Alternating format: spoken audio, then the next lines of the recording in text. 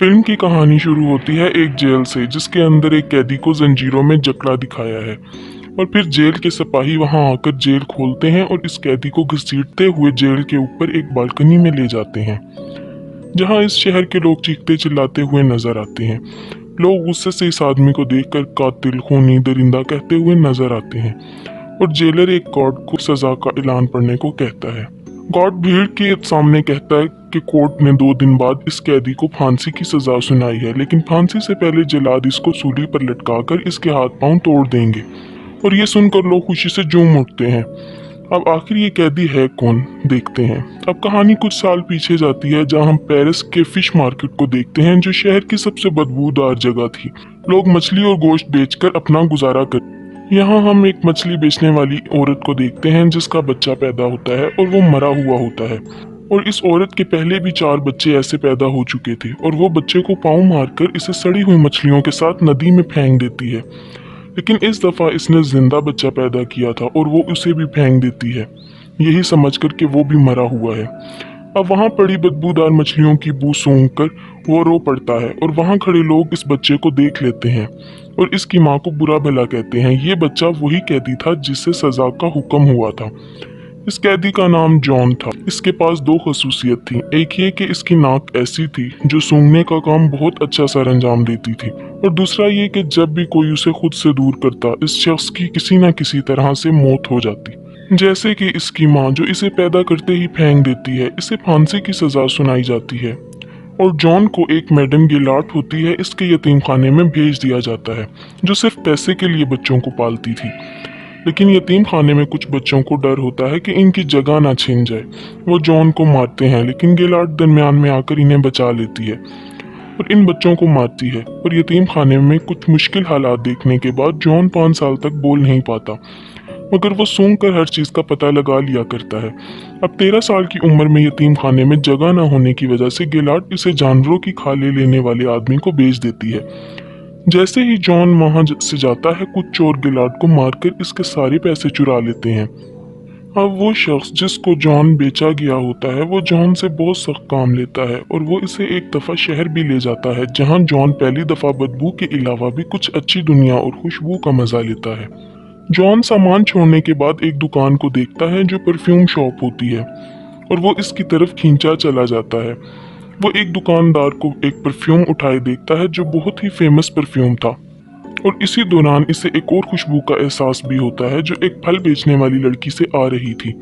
वो इसकी तरफ खींचा चला जाता है। वो लड़की इसे भूखा समझकर कुछ फल देती है और वो इसका हाथ पकड़ लेता है, जिसे देखकर वो डर जाती है और भाग जाती है। अब जॉन अपनी सूंघने की एबिलिटी से इसे ढूंढ लेता है और इसके पीछे जाकर बैठ जाता है। लड़की को लगता है कि कोई है इसके पीछे और वो डर के मारे चीखती है, तो जॉन उसका मुंह दबा लेता है और लोगों के डर से दबाए रखता है कि लोग इकट्ठे ना हो जाएं। और जैसे ही लोग जाते हैं और वो लड़की के मुंह से हाथ हटाता है, तो वो मर जाती है और इसकी खुशबू आहिस्ता आहिस्ता खत्म हो जाती है और जॉन हैरान रह जाता है कि खुशबू कहाँ गई। अब एक और कैरेक्टर की बात करते हैं जो पेरिस का बहुत ही मशहूर परफ्यूमर था, और शहर में नए परफ्यूमर्स के आने के बाद इसका काम कम हो चुका था और वो दूसरे परफ्यूमर्स की कॉपी किया करता था। और इसी शाम जॉन बकरे की खाल की डिलीवरी के सिलसिले में इसकी शॉप में जाता है और वहाँ तरह तरह के परफ्यूम देखता है। वो बाल्दीनी के जिस्म से आ रही खुशबू को सूंघ कर कहता है कि वो इसके लिए वैसा परफ्यूम बना सकता है, और बाल्दीनी इसका मजाक उड़ाता है और जॉन इसे अपनी एबिलिटी की पावर का बताता है।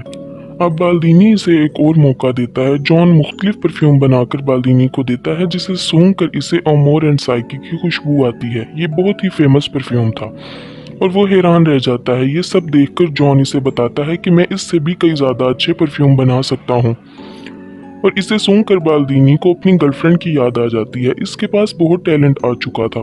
अब जॉन को वो ग्रीमल से खरीद लेता है। अब इसी रात ग्रीमल शराब के नशे में नदी में गिरकर मर जाता है। जॉन की वजह से बाल्दीनी और इसके परफ्यूम पूरे पेरिस में मशहूर हो चुके होते हैं, और वो जॉन को अपने परफ्यूम बनाने के तरीके सिखाता है। वो जॉन को बताता है कि हर परफ्यूम के 3 सेट होते हैं, हर सेट के 4 अलग अलग खुशबुएं होती हैं, यानी कि टोटल 12, और 12 खुशबुओं को इंसान आराम से पहचान सकता है। इससे हटकर अगर 13वीं खुशबू कोई बना ले तो दुनिया का कोई शख्स इस परफ्यूम का तोड़ नहीं निकाल सकता। ये बात जॉन को बहुत फील होती है। वो सोचता है कि वो ये काम कर दिखाएगा। वो बाल्दीनी से इसका तरीका सिखाने को कहता है और दुनिया का सबसे बेहतरीन तरीका देने का प्रॉमिस करता है।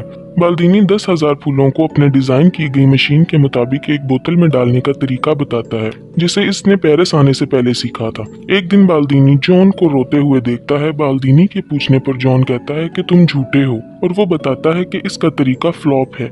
मैं कांच, लोहे जैसी चीज को भी बोतल में कैद नहीं कर सका। जॉन ये सब देखकर बाल्दीनी के वाक्य के बाद बेहोश हो जाता है। अब बाल्दीनी इसके बीमार हो जाने से परेशान हो जाता है कि मेरी शोहरत ना चली जाए। जॉन बाल्दीनी से और कई नए तरीकों के बारे में पूछता है। बाल्दीनी इसे जानवरों के जिस्म की चर्बी से खुशबू निकालने का तरीका बताता है और इसे ग्रास जाने का हुक्म देता है और बदले में इससे 1000 फार्मूलाज लेता है। बाल्दीनी इसे वहां से बेच देता है। अब जॉन ग्रास में जाकर काम सीखता है और जॉन के जाते ही इसका घर टूट जाता है, जिससे बाल्दीनी की मौत हो जाती है। ग्रास जाते हुए जॉन को पहली बार आजादी का एहसास होता है।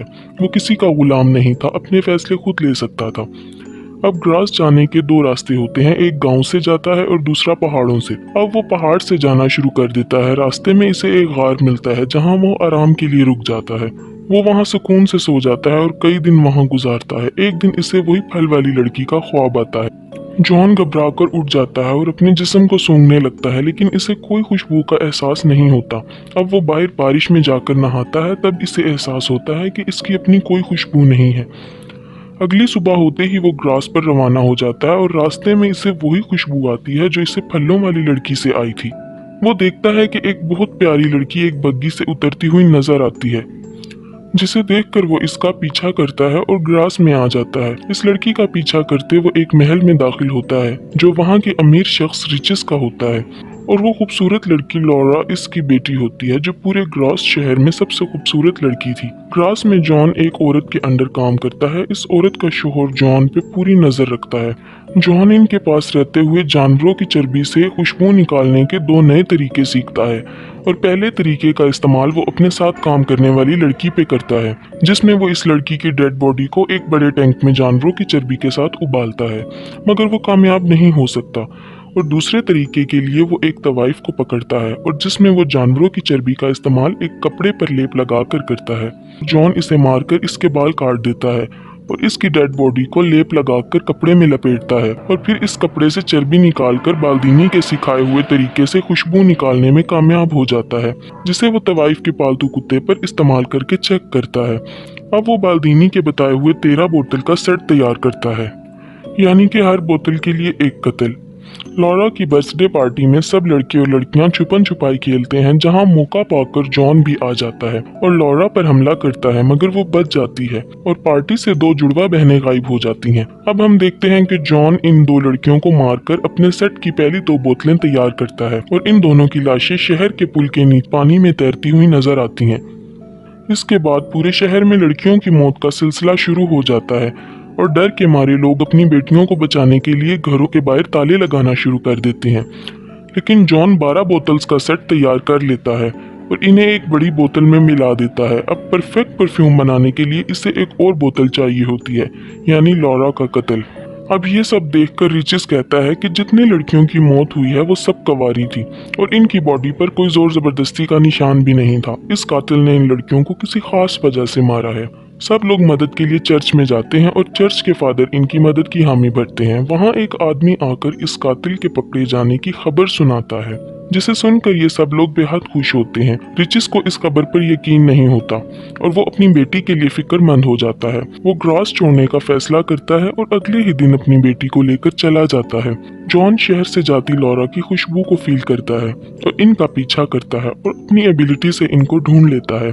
और दूसरी तरफ तवाइफ का कुत्ता अपनी मालकिन के कपड़े और बालों को जॉन के कमरे से निकालता है, जिसे दरोट देख लेता है। दरोट जॉन के साथ काम किया करता था और पुलिस की इन्वेस्टिगेशन पर बाकी लड़कियों के बाल और कपड़े भी मिल जाते हैं। रिचिस अपनी बेटी लॉरा के साथ एक होटल में रात गुजारता है, जहां वो अपनी बेटी के कमरे की चाबी अपने रूम में ही रखता है और जॉन इसके कमरे से वो चाबी उठा लेता है और लॉरा के कमरे में जाता है। अब अगले दिन जैसे ही रिचिस कमरे में जाता है, लॉरा की लाश देखकर बेहद रोता है। अब जॉन 13वीं बोतल भी बनाकर कामयाब हो जाता है और इसे अपनी फाइनल बोतल में मिला देता है।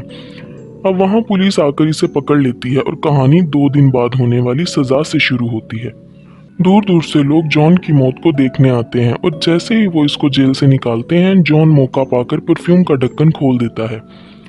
जैसे ही लोग जॉन का इंतजार करते खड़े होते हैं, जॉन एक राजकुमार की तरह गाड़ी से उतरता है और जल्लाद की तरफ बढ़ता है और जल्लाद इसके पाँव में गिर जाता है और रोते हुए जॉन को बेकसूर बताता है। अब जॉन एक परफ्यूम को रुमाल पर लगाता है और हवा में लहराता है, जिससे वहाँ खड़े सब लोगों को जन्नत का एहसास होता है और वो सब लोग इसे फरिश्ता कहते हैं। वो खुद को लोगों का मसीहा समझने लगता है और अपने रुमाल को लोगों के दरमियान फेंक देता है और कुछ ही देर में सब लोग छोटा बड़ा अमीर गरीब काला गोरा सब भुलाकर प्यार करने लगते हैं और जॉन को ये सब देखकर सच्चे प्यार का एहसास होता है। अब वो इस फलों वाली लड़की को याद करता है। वो सोचता है कि काश अगर वो इस लड़की को ऐसे ही प्यार करता तो वो इसको अपना बना लेता। वो ये सोचकर दुखी हो जाता है और रोने लगता है।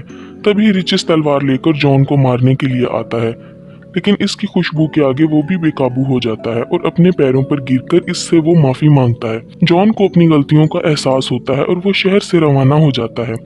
कुछ देर के बाद शहर के लोगों से परफ्यूम का असर खत्म हो जाता है। अब जॉन उसी मछली बाजार में जाता है जहाँ वो पैदा हुआ था और अपनी जेब से परफ्यूम की बोतल निकालता है और अपने ऊपर गिरा लेता है, जिसे देखकर सब लोग वहां पर बैठे हुए इसके ऊपर परफ्यूम की खुशबू की वजह से गिर पड़ते हैं और इसे नोच डालते हैं और इस तरह जॉन का भी खात्मा हो जाता है।